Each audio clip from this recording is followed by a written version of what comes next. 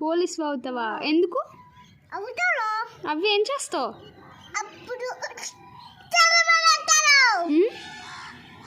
ఏంటి చదవమని అంటావా? నువ్వు చదివితేనే పోలీస్ అవుతావు.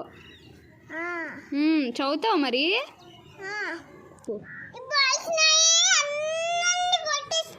అందరినీ కొట్టేస్తావా? అందరినీ కొట్టకూడదు. రౌడీల్ని, దొంగల్ని, నేరాలు చేస్తారు కదా, వాళ్ళనే కొట్టాలి. వెళ్ళు కన్నా చెప్పు.